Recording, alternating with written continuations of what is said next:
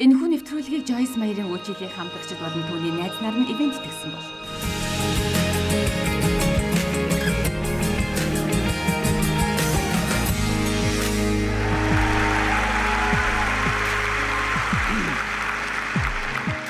Би энэ удаад Бурхан минь хизээвэ гэдэг хичээл заах болно.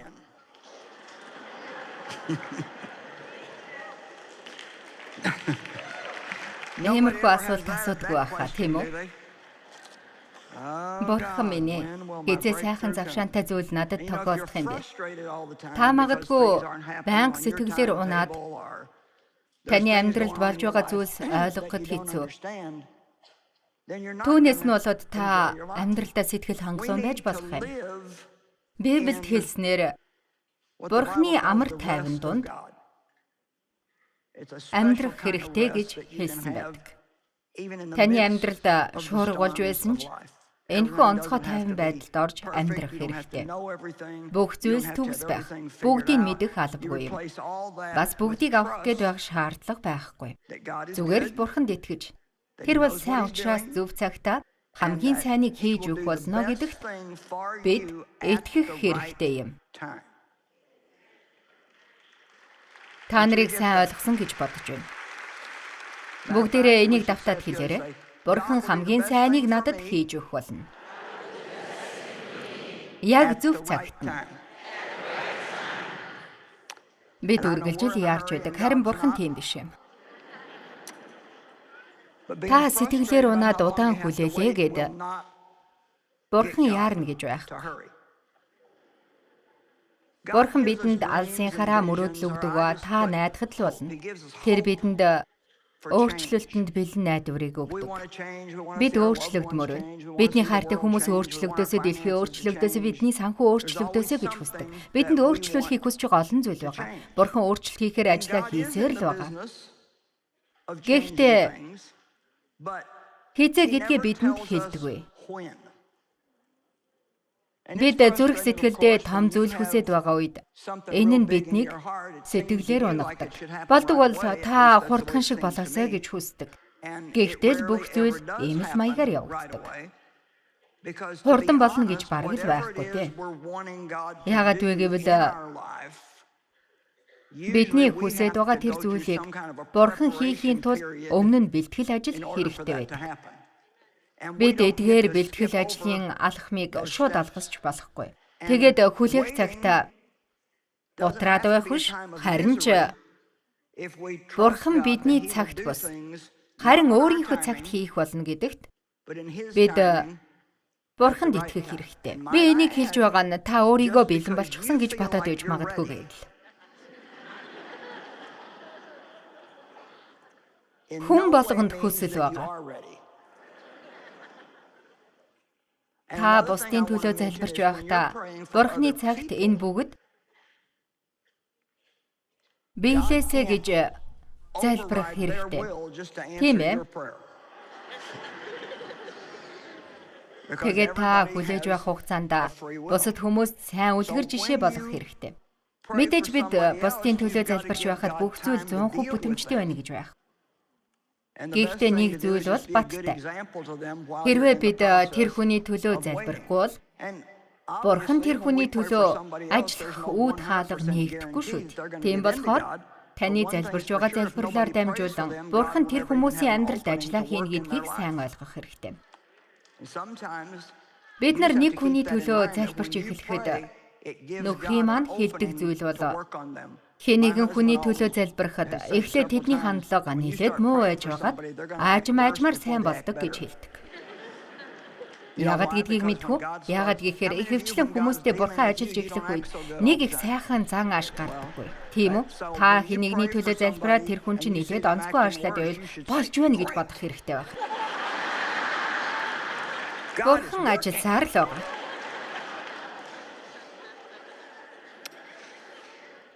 Бурхан өөрийн цагт өөрийн мэргэн ухаанаар хийдэг. Бурхан яагаад биднээс мэдээлэл авдаг вэ? Яагаад тэр бидэнд хизээ бас яагаад гэдгээ хэлж хийж болдгүй юм болов? Олон шалтгаан байна. Эхэнд нь хэрвээ бид хэр зэрэг удаан хүлээх мэдчихвэл яах болоо гэдэг байна. Бурхан тиймээс л удахгүй гэж хэлээд байдаг байх нь байна. Танай хотод зүнч ирээд танд үг дамжуулвал та дуртай байна үсттэй. Бурхан таныг удахгүй үйлчлэл хийнэ гэж хэлж байна. Та магадгүй их баярлах баг. Гэхдээ тэд ирээд урд нь байснаас тийм ч их зүйлийг хэлэхгүй. Би л учрыг олох гэж нэлээд удсан. 70-аад оны үед сүнсний бэлэг аяас нэлээд их байсан. Тэр үед одог бодоход нэлээд гүнзгий нухацтай үздэг байсан. Чуулгануудад олон өөр авьяас бэлэгтэй хүмүүс ирээд л тэгээд л хүмүүсийг дуудаж гаргаад үг дамжуулдаг байсан. Тэгээд л ихэнх нь төстэй үгс байдаг байсан. Гээж байгаа зүйлдээ сэтгэлээр битгий юун ургац хураах цаг ирэх болно гэдэг. Тэр үед нь би дотроо дахиад энэ үгийг надад хэлэх юм бол би хашгирмаар байна шүү гэж боддог байсан. Тэгээд сүүлдээ надад 7-8 удаа хэлээд ирэхээр нь үнэхээр надад хэлээгүй юм байна гэж бодоход хүргэсэн. Надад хэлж байгаа юм шиг санагдхаа байсан. Харин Бурхан эцэст нь надад хийж байгаа ажлаа хийсээр бай. Цаг нь ирэх болно гэсэн. Хүн болгон хүлээлттэй байдаг шүү дээ. Хүлээх хэрэгтэй үгүй нь хамаагүй ягаад ч юм бүгд л хүлээлттэй байдаг. Алсын хараа, мөрөөдөл төлөвлөгөө, хүсэл мөрөөдөлгүй хүн гэж байхгүй. Тиймээс хүлээж найдсаар байдаг. Шууд л болох юм гэж байхгүй. Хүн болгон л ямар нэг зүйл хүлээдэг. Мосе хүмүүсээ Египтээс боолын амьдралаас нь чөлөөлөхийг хүсэж байсан. Тэр 40 жил цүлд очиж амьдарсан. Тэр бүхэл бүтэн 40 жил цүлд амьдарсан. Та хүлээж байх зураа цүлд байгаа юм шиг санагдаж байсан уу? Тэр тэнд юу хийж байсан юм болов? Бэлтгэгдэж байсан. Миний хүслээр болдог бол би уулын оройд бэлтгэгдмээр байдаг. Гэтэл тийм биш. Цүл газар л бэлтгэгдэх хэрэгтэй байгаа гэдэг. Цүлд дургүй ажилдаа ч юм уу нэг тиймэрхүү газар байдаг. Йосеф юу ч хийгээгүй мөртлөө 13 жил шоронд хүлээсэн. Тэр ямар ч гэм буруугүй байсан. Йосеф тааламжгүй өдрүүд байсан болов? Энэ талаар Библиэлд огт дуртаагүй байдг нь сонирхолтой. Йосеф шудраг бус зүйл тохиолдсон ч зөв хандлагатай байсан. Тэгснээр тэрнийг хаанч явсан? Түүнд хүсэлт гуйлтууд ирсээр байдаг байсан. Түүнийг Патифтарын гэрт байхад эхнэр нь хүслээ биелүүлэхийн тулд гуйж араас нь хөөцөлдөж байсан. Тэгээд энэ хүсэлтээс нь болоод түүнийг шоронд хийсэн. Тэгсэн шоронд орсон ч бас л хүсэлт гуйлтууд ирсээр байсан. Тэр хаанч байсан? Тэрэнд хүсэлт ирсээр л байсан. Энэ зүйл танд ч надад ч тохиолдож болно. Гэхдээ бид ямар ч үед хүлээж байхдаа зөв хандлагатай байхад суралцах нь чухал юм.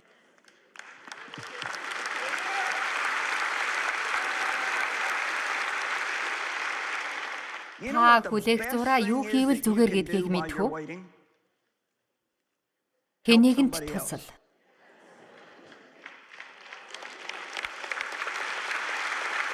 Та магадгүй хүлээх зураа би хүлээж байхдаа юу хийх вэ болох юм нэ гэж асууж байгаа бол зүгээр л хэнийг нь тусал. Энэ бол таны хийх хамгийн сайн зүйл нь шүү. Йосеф бас энэ зүйл хийж байсан. Тэр талах барьдаг хүнд Нядлагчдад тусалсан. Харин тэд шоронгоос гарсан. Тэр тэдэнд намайг битгий мартаарай гэж хэлсэн боловч тэд гараад тэрнийг тэр дор нь мартаж байсан. Энд нь тэр ууралж бухимдаж байгаагүй. Тэр өөрийг нь боолуулгад зарсан ах нартаа ч дургуутсан үзэн ядаагүй. Тэдэнд хэрэгцээ гарахт нь тэр тусалсан. Бид төвчээртэй хүлээхэд суралцах юм бол төвчээр гэдэг хүлээлт биш гэдгийг суралцах болно. Төвчээртэй байгаа эсхийг хүлээх зураа ямар зан ааш гаргаж байгаагаа харж болох юм. За тэгэхээр бүгдээрээ хэсэг чимээг байгаад энэ талаар бодож үзье. Та хүлээх зураа ямар зан ааш гаргах болов? За тэгэхээр Жойс минь бид нар хүлээж л байдаг яг юу хэлэх гээд байгаа юм бэ? Тэгэхээр энийг асууж байгаагийн гол зорилго нь та Бурхны амар тайван дунд хүлээж байхдаа амарч сурах юм. Мосе 40 жил, Йосеф 13 жил хүлээсэн. Авраам Бурхны амлалтыг 20 жил хүлээсэн бөгөөд хүлээх зураа тэр өөрөө хийх гэж оролцсноос болоод асуудалд орж байсан. Бид ч бас зөвхөн Бурхны хийх зүйлийг өөрсдөө хийх гэж хичээснээр Бурхнаас хариулт авч чадахгүй хүрнэ. Амен. Давид 20 жил хүлээсэн. Тэр хаан болж томилогдсон боловч 20 жил титэм зүүхээ хүлээсэн. Тийм ээ. Би номлол хийх дуудлага 43 жилийн өмнө 1976 оны 2 дугаар сард авсан. Энэ 43 жилийн турш олон зүйлс хийсэн бөгөөд би баг зүйлээс эхлээд их удаанаар үйл явц явагдаж байсан. Бараг л юу ч болохгүй байгаа юм шиг л байсан. Гэхдээ та хүлээсэн зүйлийнхээ ард гарсны дараа юу хүлээж байснаа олж харах болно. Бид яагаад энийг хийдэг вэ гэхээр ялалтанд хүрээд баярлахын тулд энийг хийдэг. Энтэй та санал нэгдэн үздэй. Тийм үү? Бид бүгд замдаа явж байна. Би та нарт багахан зөвлөгөө өгье. Та хүлээлтийн дараа үн цэнийг мэдэх болно. Та хэр зэрэг хол явснаа харахаа байл. Харин хааг хүрснээ хараад баярлах нь чухал юм. Амен.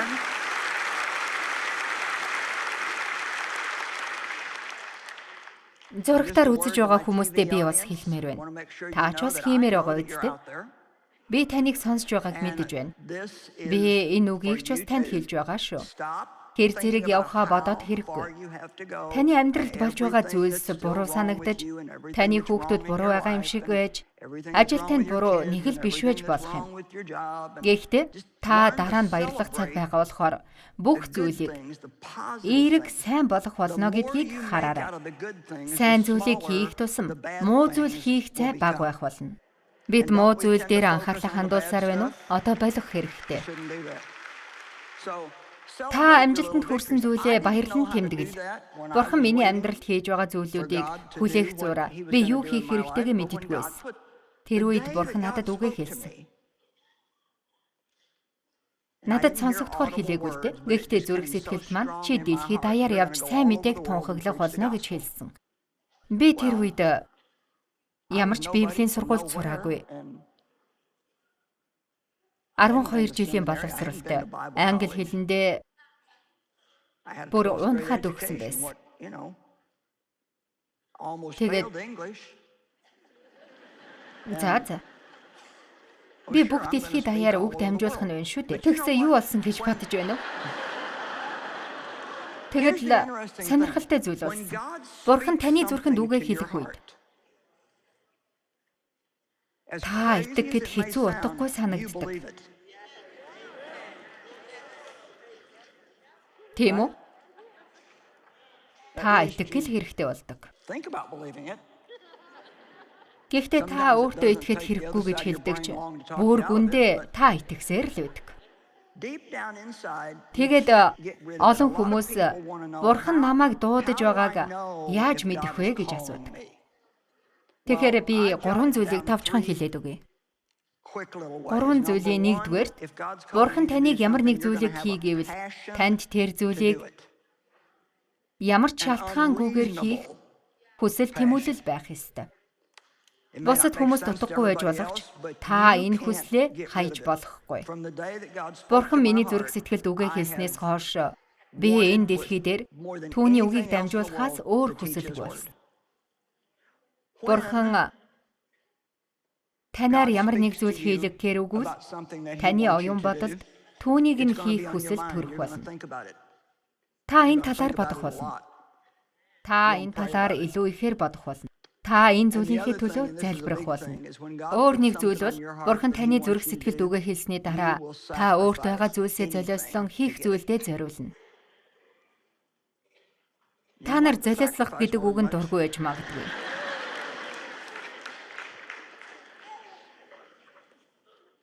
Золиослох.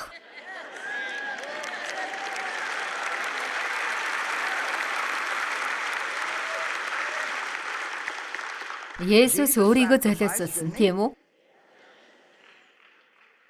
Элч нар өөрсдийгөө золиослсон. Есүс намайг даг гэж хэлэхэд тэд ажиллаа хийж байсан зүйлээ хаяад заа гэж хэлээд тэрнийг дагсан. Тэгэд би мөнгө сайн хийдэг бүтэн цагийн ажлаа орхиод гэртээ сууж үйлчлэлээ судалж эхэлсэн бөгөөд Бурхан надад юу хийхийг минь зааж өгсөн. Тэгээд би зочны өрөөнд хүмүүст үг зааж өгч байсан. Та золиос гаргах болно. Та утгагүй зүйлсийг хийж ч болно. Тэгээ заримдаа та өөрийгөө солиороогүй байгаадаа гэж бодож ч магадгүй. Хүмүүсийн мэдхийг хүсдэг зүйл бол Бурхан хэлж байгаа гэдгийг би яаж мэдэх вэ гэдэг. Харин би танд л гэж хэлэхэд та өөрөө Бурхан ярьж байна гэдгийг мэдэх болно гэж хэлмээр байна. Та зүгээр л мэдэх болно. Бурхан танаар ямар нэг зүйл хийх гэж байгаа бол түүнийг хийхдээ итгэх итгэлийг бас өгдөг. Нэг хүн тэр үед надад хэлж байсан юм. Дэв та хоёр Бурханы энэ үйлчлэлийг хийх итгэлийн бэлэг авснаа мэдэхгүй байна уу гэж хэлж байсан. Энийг хэлэх хүртэл би энэ авьяасаа олж хараагүй байсан. Бидэнд итгэл байсан учраас хийсэн. Зүгээр хүн бүр хийгээд байхааргүй зүйлүүдийг итгэлээр хийсэн. Бурхан танд итгэл өгдөг учраас хийж чадна. Түүний өгсөн зүйлийг ямар ч хүн хийх итгэлийг Бурхан өөрөө өгдөг шүү дээ. Тийм ээ? Амен. Тэгээд сүүлийнх бол Бурханы дуудлаганд та итгэж байгаа. Гэхдээ эргэлзээтэй байгаа. Зүгээр шууд хийгээд эхэл. Эрэл хэл.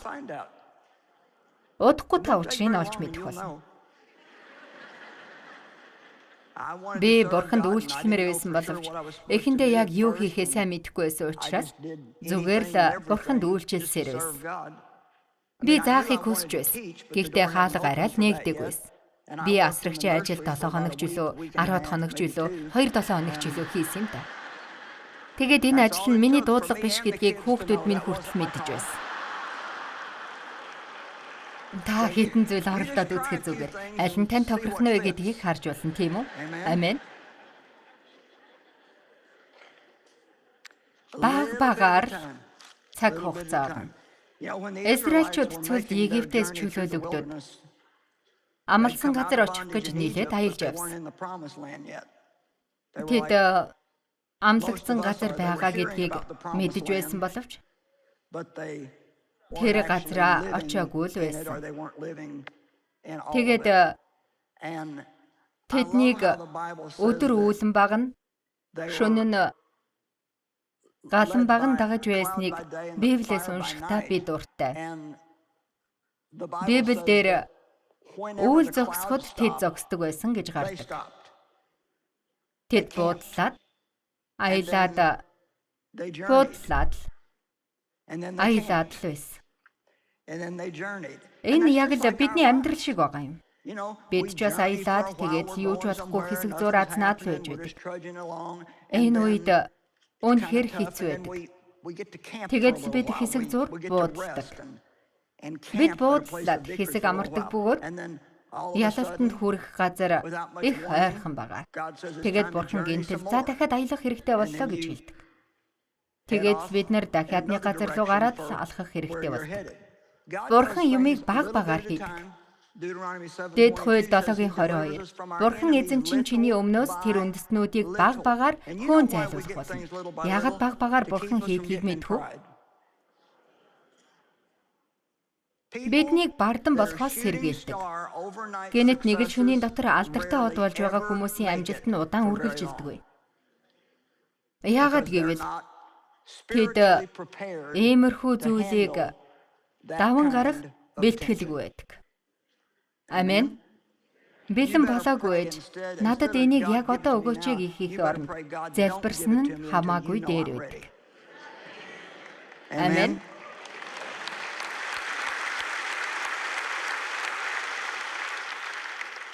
Бурхан мэдээж хурдан хийж чадна. Эргэлзэх юмгүй. Тэр хийхийг хүсэж байгаа зүйлээ хормын дотор л хийх болно. Тийм ээ, хурдхан хийнэ. Библиэд Гитлэл 13:17-д Фараон ард түмнийг явуулахад Филистичүүдийн газрын зам ойрхон байсан боловч Бурхан тэднийг тэр замаар удирдсангүй.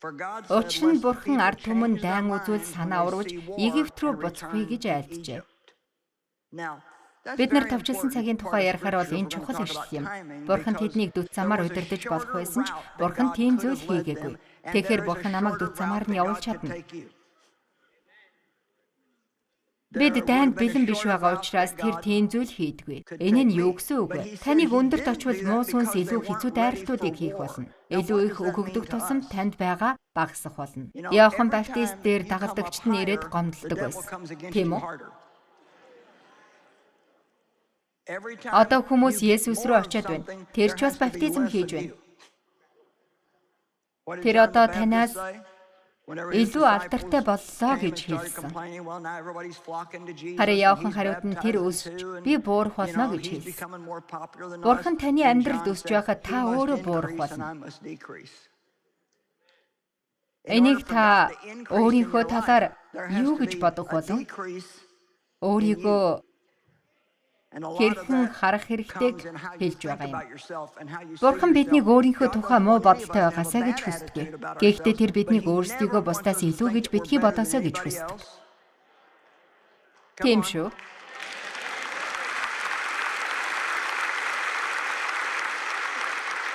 Та нараа ийм зүйл ажиглаж байсан баха. Зарим хүмүүс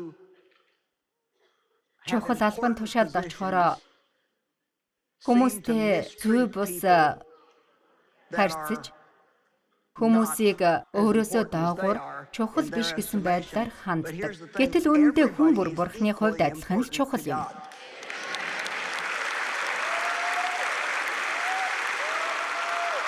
Амен, амен, амен. Бидний хийдэг хамгийн муу зүйл бол хүмүүстэй буруу харьцах явдал юм. Бурхан ийм зүйлийг их нухацтай авч үздэг. Тэгэхээр би бэлэн биш байсан. Би бэлэн биш гэж бодсон. Гэхдээ би баттай зогсохоор бэлэн биш байсан. Бурхан надад үгээ заагаарай гэж зүрхэнд минь хэлэх тэр мөчид би чуулганаасаа явах хэрэгтэй болсон. Бурхан бидний амьдрал сайн зүйлийг хийх үед бүх хүмүүс баярлан хүлээж авах болно гэж би боддог. Та нар Бурхан танаас нэг зүйл хүсээд хийж байх үед чинь бүх хүмүүс баярлахгүй байгааг олж харсан уу? Заримдаа бүр гайхмаар байдаг зүйл нь илүү ойр байгаа хүмүүс иймэрхүү байдал гаргадаг. Танд итгэндээ таны төлөө байна да баярлах болно гэж бодож байсан тэр хүмүүс иймэрхүү байдаг. Гэхдээ Есүсийн гэр бүл хүртэл иймэрхүү байсан. Тэд түүнд итгээгүй. Тэрнийг иймэрхүү хачаа ажиллахаа болоо гэж байсан. Тэгээд тэд үнэхээр л тийм юм бол гайхамшиг үйлдээч.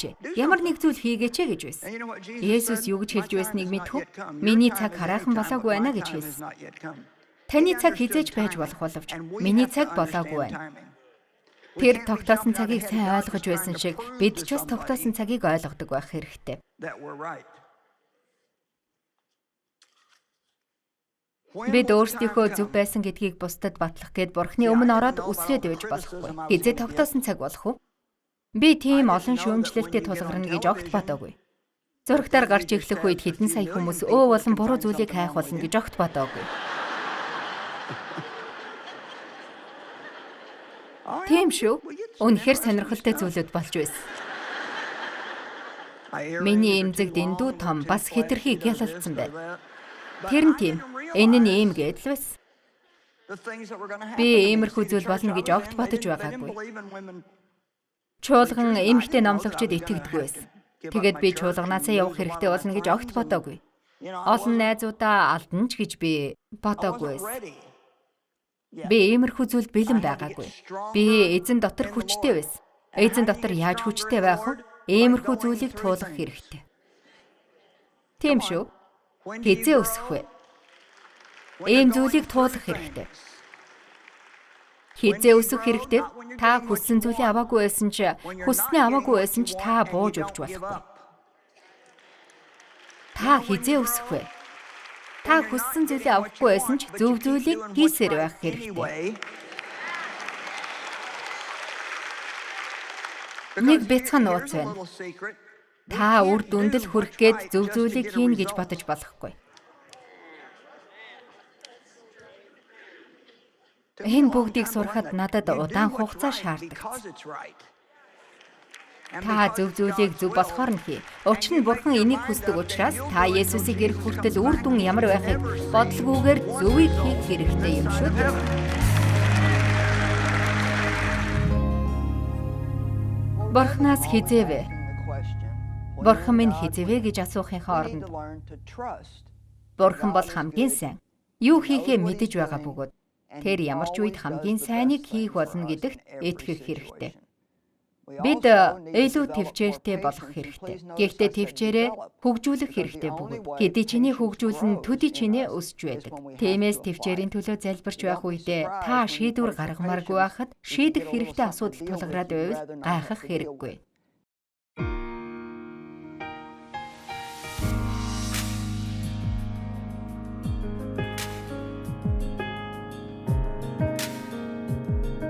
Энэхүү нэвтрүүлгийг Joyce Meyer-ийн үйлчлэлийн хамтрагчид болон түүний